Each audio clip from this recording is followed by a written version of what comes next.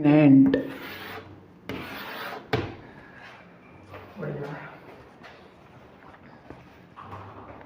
तो करें स्टार्ट फिर से डिटरमिनेंट।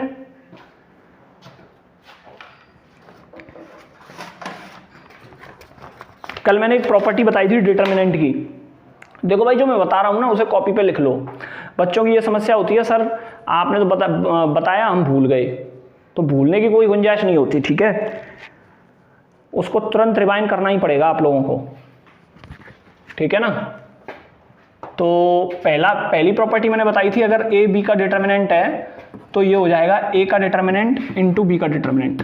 याद है या नहीं याद है? दूसरी प्रॉपर्टी मैंने आप लोगों को बताई थी, ध्यान से देखिएगा, ध्यान से। दूसरी प्रॉपर्टी मैंने आप लोगों को बताई थी, क्या बताई थी, कोई बोलेगा? दूसरी प्रॉपर्टी क्या थी? ए की पावर एन का डिटरमिनेंट बराबर ए डिटरमिनेंट की होल पावर एन होगा। ये बात बताई थी, हाँ ना, बोलो जल्दी। बताई थी, सबको याद है। अब तीसरी प्रॉपर्टी सुनो डिटरमिनेंट की। एक रूल है, तो सरस रूल क्या कहता है? वो ये कहता है कि अगर आपको ये डिटरमिनेंट सॉल्व करना है 1 2 3 4 5 6 7 8 9, अगर आपको ये डिटरमिनेंट सॉल्व करना है, ये ठीक है साहब, अगर आपको ये डिटरमिनेंट सॉल्व करना है तो इस डिटरमिनेंट को सॉल्व करने का मेथड ये है कि पहले आप जो है ना, ये पहला कॉलम और ये दूसरा कॉलम, इसे रिपीट करके लिख लो। तो रिपीट करके जैसे ही लिखा तो ये हो गया 1 4 7 2 5 8, ठीक है। ये है सोरस रूल। अब बेसिक पे जाओ। जब हम 2/2 का डिटरमिनेंट सॉल्व करते थे, इधर करता हूं मैं, जब हम 2/2 का डिटरमिनेंट सॉल्व करते थे, देखिए इधर 1 2 3 4, जब हम इस तरीके का डिटरमिनेंट सॉल्व करते थे, कैसे करते थे? कितना आएगा इसका आंसर? 4 - 6 यानी -2, ठीक है, -2। तो यानी कि पहले डायगोनल, जो प्रिंसिपल डायगोनल होता था उसका मल्टीप्लाई, फिर दूसरे वाले डायगोनल का मल्टीप्लाई, ऐसे किया करते थे। This मल्टीप्लाइडेड by this minus this मल्टीप्लाइडेड by this. ऐसे ही इसमें करेंगे। तो इसमें देखिए, एक तो ये बन गया प्रिंसिपल डायगोनल, ठीक है। दूसरा देखिए ये बन गया प्रिंसिपल डायगोनल, ठीक है। तीसरा देखिए ये बन गया डायगोनल, ये यहाँ, ठीक है। तो मल्टीप्लाई जैसे ही हम कर देंगे तो ये बन जाएगा 9 × 5 × 1, यानी कि लिख देता हूं मैं पहले 9 × 5 × 1 लिख दूं या 45 लिख दूं, सीधा 45 लिख दूं, ठीक है। और ये 42 × 2, ये हो जाएगा प्लस का 84, सही हो ना मैं। और ये हो जाएगा 32 × 3, 32 × 3 कितना हो गया? 96, सही हूं क्या मैं? 96। अब माइनस का साइन लगा दें इधर इस तरीके से, अब माइनस का साइन लगा दें, ठीक है। बहुत ही आसानी से बहुत अच्छे क्वेश्चन सॉल्व हो जाएंगे इससे, है ना भाई। बहुत ही आसानी से बहुत अच्छे सवाल सॉल्व हो जाएंगे इससे। जब हम इसका मल्टीप्लाई करेंगे दूसरे वाले डायगोनल का, तो देखिए इस तरीके से होगा। तो 7 5 3 कितने हो गए? 7 × 5 × 3 कितने हो गए? 7 × 5 × 3 कितने? 105, ठीक है। अब देखिए 8 6 2 कितने हो गए? 96 भाई, 6 दूनी 12, 12 अट्ठे 96, ठीक है ना, प्लस 96, ठीक है, सही है ना बिल्कुल। नहीं, गलत कर दिया। देखिए ये 1 से होगा मल्टीप्लाई, यहाँ बिल्कुल 1 से होगा मल्टीप्लाई। तो कितना हो गया? 48, ठीक है, प्लस जब इसका मल्टीप्लाई इससे होगा, तो अब यही तो बचा ना एक डायगोनल बस, है ना। तो कितना हो गया? 72। और कैलकुलेट करके कितना आ गया? बिल्कुल सही आंसर 0, ठीक है, बिल्कुल सही आंसर 0, बिल्कुल सही है 0। उस पर प्रॉपर्टी भी आ जाएगी, हम अभी 1 मिनट में उसकी प्रॉपर्टी की भी चर्चा कर लेंगे कि इसका आंसर मैंने बाद में सोचा कि 0 क्यों हो सकता है, ठीक है। तो इसे कहेंगे सोरस रूल। समझ में आया? ये होता है डिटरमिनेंट सॉल्व करने के लिए सोरस रूल।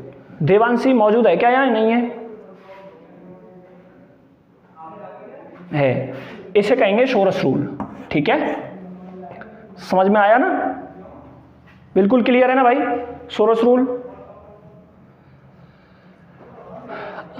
अब मैं आगे बढ़ जाता हूं, ठीक है। अब मैं आपको ये वजह क्या है कि सर आपने क्यों ये रूल बताया, तो वजह ये है कि बहुत अच्छे सवाल बड़ी आसानी से सॉल्व हो जाएंगे। पता है आप लोग क्या करोगे?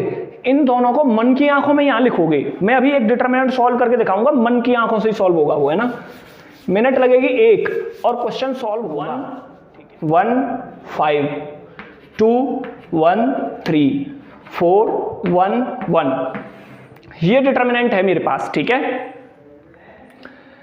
देखिए मुझे पहले प्रिंसिपल डायगोनल का मल्टीप्लाई करना होगा, यानी इसका इससे, यानी 1, ठीक है। फिर देखिए यहां पे इसके यहां आएगा 4, है ना, तो 3 एकम 3 4 तिया 12, ठीक है साहब। फिर जो यहां पे जो मल्टीप्लाई करके आएंगे वो आएगा ये वाले एलिमेंट और ये दोनों एलिमेंट, यानी कि 2 एकम 2 पंजे 10।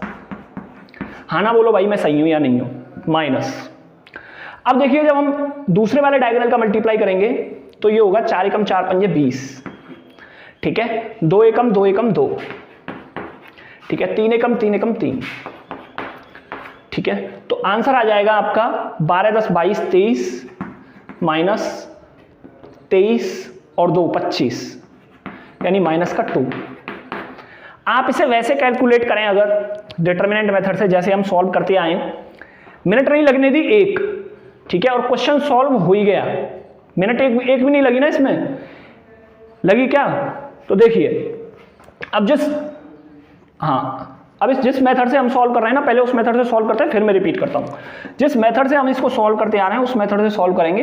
1 को छिपाया, 1 एकम 1, 1 में से 3 गए तो माइनस का 2, -1 वाले टर्म को छिपाया, दूसरे इसको A12 को छिपाया, यानी पहली रो, और दूसरे कॉलम को छिपाया, 2 एकम 2 में से 12 गए तो माइनस के 10, प्लस 5 और 2 एकम 2, 2 में से 4 गए तो माइनस के 2, ठीक है। ये बचा साहब माइनस का 2 प्लस 10 और ये बचा साहब माइनस का 10। आंसर आया साहब माइनस का 2।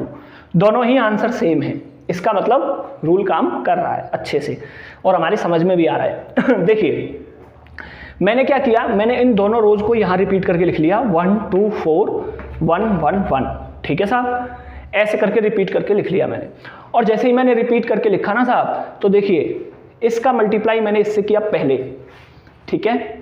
तो 1 × 1 × 1, ये तो 1, और ये देखिए यहाँ 4 तिया 12 एकम 12, और ये हो गया ऐसे, और 5 दूनी 10 एकम 10, ठीक है। और इधर किया तो 5 एकम 5 चौक 20, ठीक है, 20, और इधर इसका मल्टीप्लाई किया तो 3 एकम 3 एकम 3,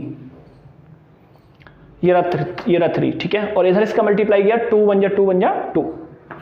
बिल्कुल सिंपल, बेहद आसान, बिल्कुल सिंपल। अब देखो 1 सेकंड नहीं लगेगी क्वेश्चन को करने में, मुझे 1 सेकंड नहीं लगेगी मुझे क्वेश्चन को करने में, 1 सेकंड नहीं लगेगी साहब मुझे क्वेश्चन करने में। सर मैट्रिक्स की सीट प्रिंटर के ऊपर रखी है, ठीक है।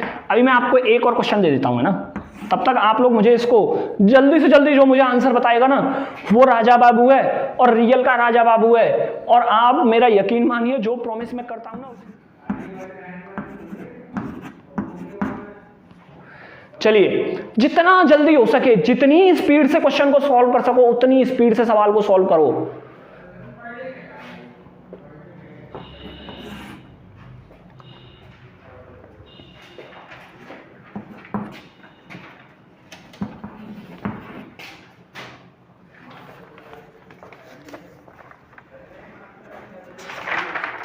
जितनी स्पीड से क्वेश्चन को सॉल्व करें उतनी स्पीड से सॉल्व करो।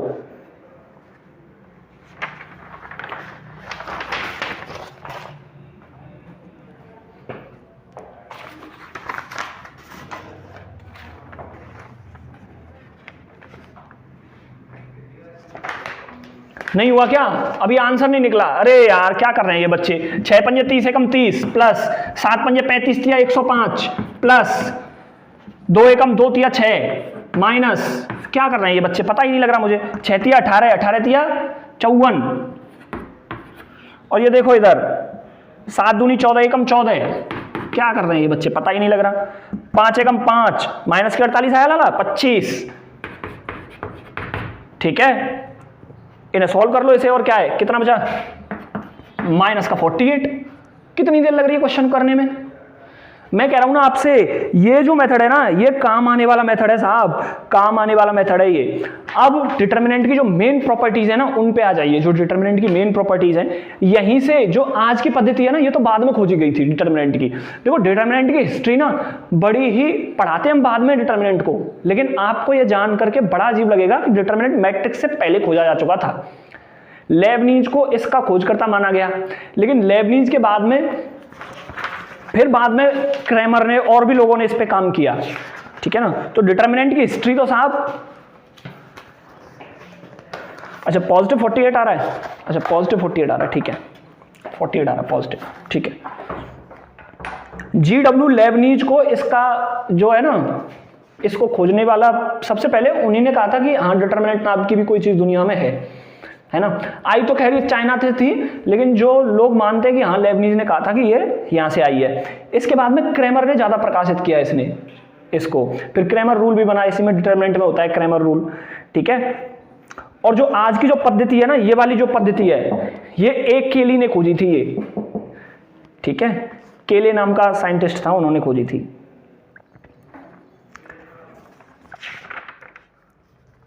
फिलहाल मैं आपको प्रॉपर्टीज बताता हूं, देखिए ये एक कोई ए डिटरमिनेंट है अगर, है ना, ए डिटरमिनेंट की जो वैल्यू होगी ना, वो ए डैश के डिटरमिनेंट के बराबर होगी। ये बात कोई मुझे समझाएगा ये क्या लिख रहा है? मतलब किसी मैट्रिक्स का डिटरमिनेंट और उस मैट्रिक्स के ट्रांसपोज का डिटरमिनेंट सेम होगा। सर क्या सेम होगा? मैंने कि हाँ होगा। सर प्रूफ करके दिखाओ। मैंने कि देखो दिखाते हैं। ये लिख दिया मैंने A1 B1 C1 ऐसे लिखते हैं, A1 B1 C1 है ना, A2 B2 C2 A3 B3 C3। इसको प्रूफ करूंगा मैं, तो इसका डिटरमिनेंट निकालूंगा। सर इतना लंबा सॉल्व करोगे ABC के टर्म्स में? मैंने कि हाँ। उससे बेहतर है आप सोरस रूल का प्रयोग कर लो। मैंने कि हाँ ये भी सही बात है, प्रयोग कर लें। A1 B1 A1 B2 A1 B2 C3 है ना, प्लस सर इसका मल्टीप्लाई इसके साथ। मैंने कि हाँ सही बात है। A2 B3 C1 सर बिल्कुल सटीक है, बिल्कुल सही है। मैंने कहा आ जाओ फिर तो फटाफट, प्लस इसका मल्टीप्लाई क्या हो गया? B1 C2 और A3, ठीक है साहब। माइनस लगा दीजिए सर, माइनस। मैंने की लगा दिया साहब माइनस, घबराए नहीं, लगा दिया माइनस। इधर का मल्टीप्लाई इधर करेंगे आप? मैंने की हाँ करेंगे। क्या आ गया सर? A3 B2 C1, ठीक है, प्लस इसका मल्टीप्लाई इससे करोगे उसके, हाँ मैंने की हाँ बिल्कुल करेंगे। तो ये क्या होगा? C2 B3 A1। अब तो एक ही बचा सर ये वाला। मैंने की हाँ भाई यही बचा। सर ये तो दो हैं। मैंने की दो कहाँ है? एक नीचे भी तो बच रहा है। मैंने की हाँ सर बिल्कुल सही बात है, B1 और ये क्या हो गया? C3। इसका डिटरमिनेंट तो ये आ गया। जब इसके ट्रांसपोज का डिटरमिनेंट किया जाएगा, ट्रांसपोज कर देते हैं इसका। देखिए साहब ट्रांसपोज देखिए, A1 A2 A3 B1 B2 B3 C1 C2 C3, ये हो गया ट्रांसपोज। बिल्कुल हो गया ना। और प्रिंसिपल डायगोनल लेंगे तभी दूसरा वाला डायगोनल लेंगे हम, है ना। और जैसे प्रिंसिपल डायगोनल लेंगे तो देखो A1 B2 C3, और यहाँ पे भी है A1 B2 C3, बिल्कुल सही है ना। तो डिटरमिनेंट दोनों ही सेम है। बहुत अच्छे, बहुत खूब, अति सुंदर, बहुत सुंदर। तो पहली प्रॉपर्टी पढ़ी हमने, फिर से रिवाइज करते हैं पहली।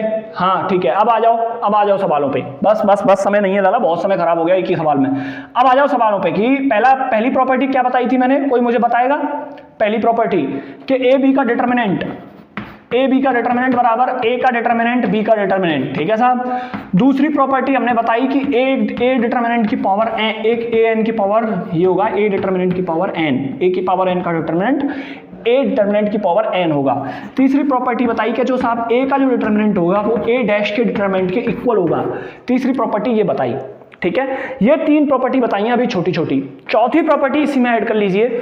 अगर चौथी प्रॉपर्टी, इफ एनी रो और column of a determinant interchange to each other, एक रो दूसरे कॉलम, एक रो दूसरी रो से इंटरचेंज हो रही है। If any two rows of a determinant और मे बी कॉलम ऑल्सो, ठीक है। इफ एनी टू रो और two columns of a determinant interchange, then value of determinant will be negative of itself, खुद का negative हो जाएगी।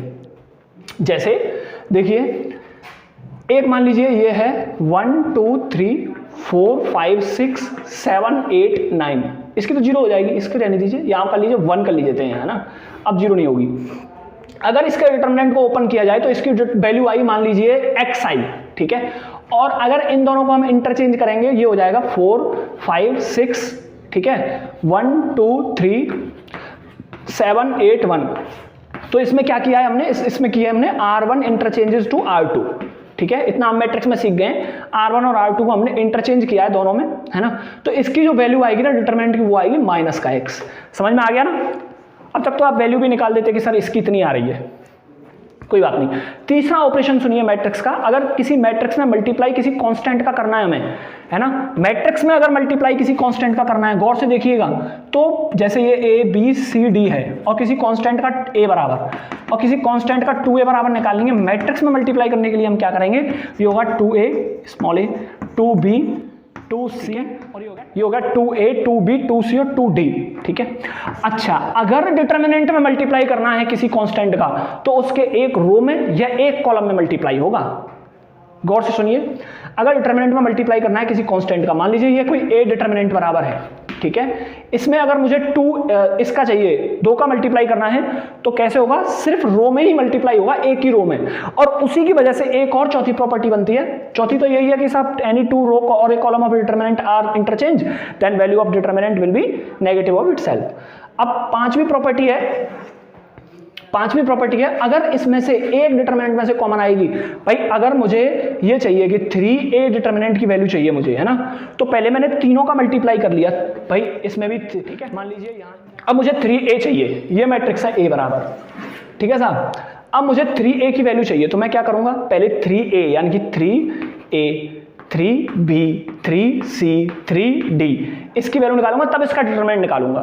लेकिन अगर मेरे से कोई पहले ही कह दे कि सर आपके पास a डिटरमिनेंट बराबर ये है ना, a डिटरमिनेंट बराबर कुछ है, मान लीजिए a b c d, है ना, तो 3a डिटरमिनेंट क्या होगा सर, 3a डिटरमिनेंट, तो इस 3 का मल्टीप्लाई या तो किसी एक रो में या किसी एक कॉलम में होगा, समझ रहे हैं ना आप लोग। तो ये हो गया 3a और ये हो गया 3c और ये हो गया b, ये हो गया d, ये बिल्कुल सही है, ठीक है।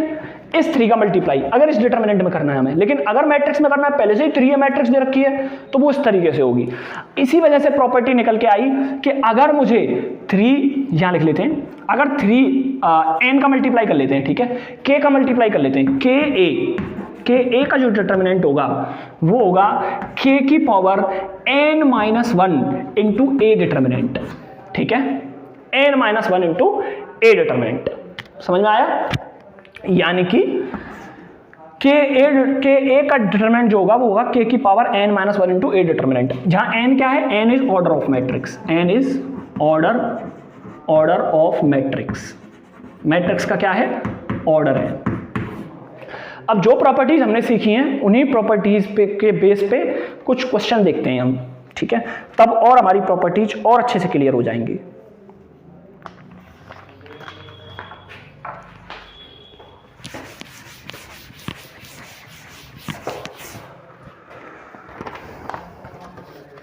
यह है a, यह है b, यह है c, यह है b, यह है c, यह है a, यह है c, यह है a और यह है b, ये है मैट्रिक्स, ठीक है साहब। इसका डिटरमिनेंट निकालना है हमें, डिटरमिनेंट ये है, मान लीजिए इसका डिटरमिनेंट निकालना है, तो निकालिए जल्दी फटाफट, कितना आया डिटरमिनेंट, जल्दी बताइए मुझे कितना डिटरमिनेंट आ गया।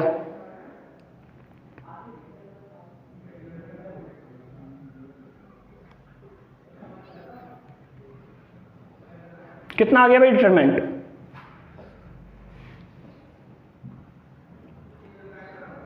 बताइए।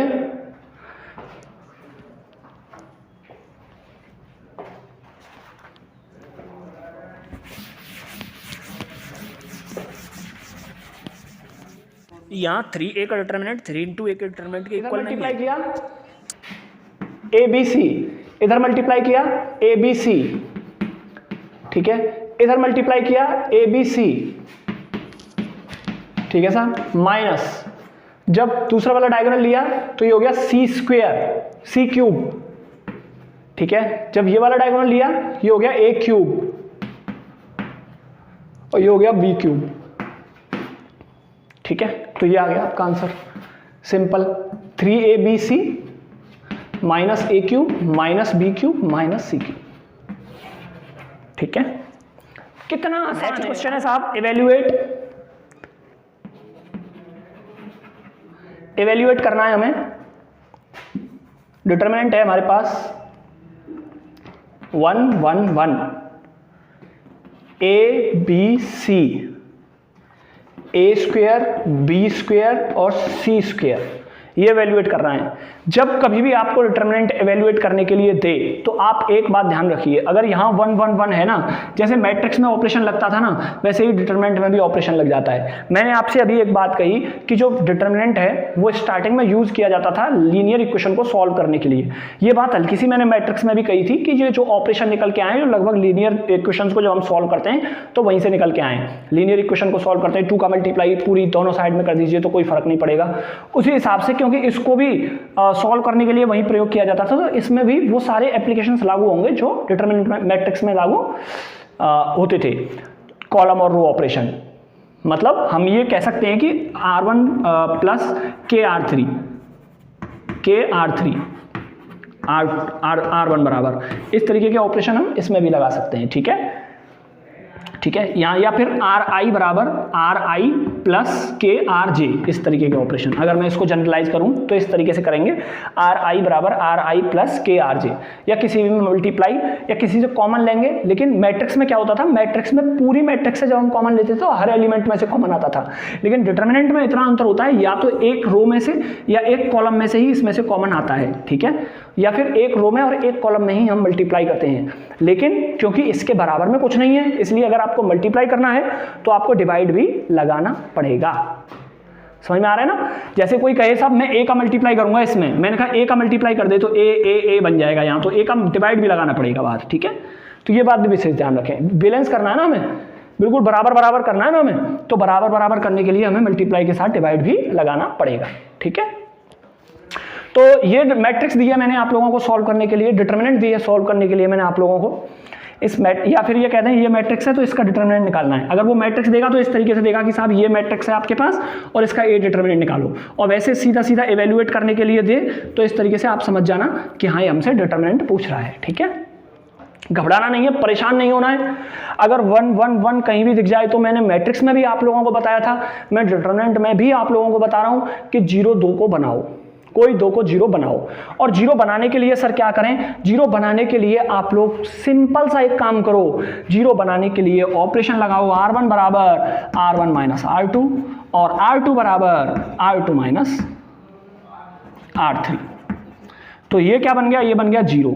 ठीक है, ये बन गया a माइनस बी, आना बोलो भाई, ये बन गया a square minus B square, आना बोलो, ये बन गया 0, ये बन गया b माइनस सी और ये बन गया, आना बोलो, ये हो गया 1c। ठीक है, ये बन गया। ठीक है, अब सिंपली इसे ओपन कर लीजिए, बहुत आसानी से ओपन हो जाएगा, बहुत आसानी से ओपन हो जाएगा। मैं तो साहब एक काम करूंगा पता है, मैं जब आपको माइनर कोफैक्टर सिखाऊंगा उस समय मैंने आपको एक बात बताऊंगा कि मैंने आपको एक बात बताई थी, प्लस माइनस प्लस, है ना। जब डिटर्मिनेंट ओपन किया था तब भी बताई थी, अब भी बताऊंगा मैं, plus minus plus minus plus minus plus minus plus. Sir एक काम ना कर लें, आपको ऐसा तरीका नहीं है क्या कोई कि साहब इन्हीं के रिस्पेक्ट ओपन कर लें बस। मैंने कि हाँ ऐसा है, क्यों नहीं है। देखो ये वाला जो है ये कौन सा एलिमेंट है, ये एलिमेंट है तीसरी रो का और पहले कॉलम का, A31 3 और 1 कितने हो गए E1, यानी कि प्लस, यानी +1 के रिस्पेक्ट में इतना ओपन कर दीजिए, इसको डिलीट कर दीजिए और इसका मल्टीप्लाई इससे, इसका इससे, तो क्या हो गया ये a माइनस बी और ये हो गया b स्क्वायर माइनस सी स्क्वायर और ये हो गया माइनस बी माइनस सी और ये हो गया a square minus B square. Simple इसे सॉल्व कर लीजिए, आंसर मिल जाएगा। तो देखिए a square minus B square के लिए a plus B, a minus B common आ गया और b माइनस सी के लिए b माइनस सी कॉमन आ गया। तो a माइनस बी और b माइनस सी तो साहब कॉमन ही आ गया। अंदर क्या बचा, इसमें बचा b माइनस सी, इसमें बचा a माइनस बी। भाई यहाँ पे क्या बचा, देखो b माइनस सी तो मैंने कॉमन ले लिया यहाँ से, यहाँ पे है b प्लस सी, ठीक है, यहाँ पे है b प्लस सी और यहाँ पे है माइनस का a प्लस बी, माइनस का a माइनस का b, तो यहाँ बचा c माइनस a। बिल्कुल सही है ये, ठीक है, तो ये आ गया। अच्छा इसको तो आप याद ही कर लीजिएगा कि जो इसका रिजल्ट होता है वो होता है a माइनस बी, ठीक है, b माइनस सी और c माइनस a। काम आएगा ये हमारे लिए। काम आएगा ये हमारे लिए, याद कर लीजिएगा आप इसे। ठीक है भाई, बताओ समझ आया या नहीं आया? आया तो आप एक और एग्जांपल करिए आज के लिए लास्ट। मैंने सॉल्व किया था 1 को लेकर के, अगर आपको 1 को लेकर के सॉल्व नहीं हो रहा तो आप सीधा सीधा सॉल्व कीजिएगा उसे, कोई परेशानी नहीं आएगी आपको। ठीक है, परेशान मत होना बस।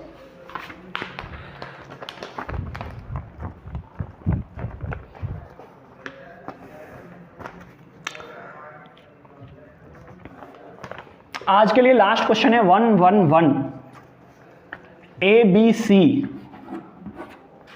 ठीक है, B plus C, C plus A और A प्लस B।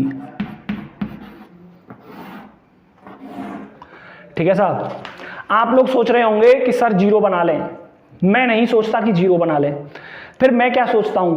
मैं तो ये सोचता हूं कि आप लोगों को एक बात और बताऊं मैं, प्रॉपर्टी लिख लीजिएगा। नेक्स्ट जैसे जैसे क्वेश्चन आते जाएंगे मैं प्रॉपर्टी बताते जाऊंगा। इससे पहले, क्वेश्चन से पहले प्रॉपर्टी लिख दीजिएगा।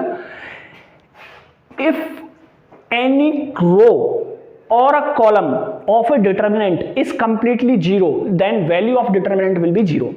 मतलब अगर ये हो 0 0 0 1 2 3 4 5 6, इसको सॉल्व करवाए तो मैट्रिक्स का जो डिटरमिनेंट होगा वो जीरो होगा। अगर इस तरीके से हो 1 5 8 2 1 1 0 0 0, तब भी मैट्रिक्स का डिटरमिनेंट क्या होगा? जीरो होगा। अब अगर इस तरीके से हो कि साहब 0 0 0 1 2 3 1 5 8, तब भी डिटरमिनेंट क्या होगा? जीरो होगा। अगर बात कोई इस तरीके की करे कि 1 2 3 0 0 0 1 5 8, तब भी मैट्रिक्स का डिटरमिनेंट जो होगा वो जीरो होगा। डिटरमिनेंट वैल्यू जो होगी वो जीरो होगी किसी भी मैट्रिक्स की।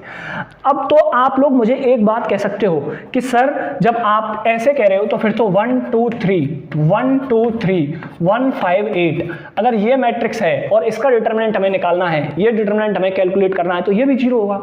मैंने कहा भाई क्यों होगा जीरो? तू तो बहुत ज्ञानी है भाई, इसमें तो अलग अलग है, जीरो थोड़ी है। क्या ये जीरो होगा? आना में जवाब दो मुझे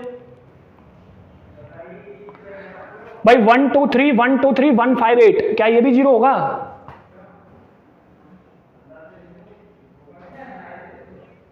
बिल्कुल जीरो होगा। इसकी वजह है जब हम C1 बराबर C1 माइनस C2 लगाएंगे ऑपरेशन, तो क्या हो जाएगा? एक पूरा कंप्लीटली जीरो हो जाएगा। ठीक है, तो अगर नेक्स्ट प्रॉपर्टी अगर आपको ये बात याद ना रहे तो ये लिख लीजिएगा। If any two row or column of a determinant are identical, of a matrix are identical, then the determinant value of that matrix is zero। ठीक है, तो पहले मैं इसमें लगाऊंगा C2 बराबर, अब ये सोचना पड़ेगा आपको, C2 बराबर C2 प्लस C3, तो ये हो गया 1 1 1।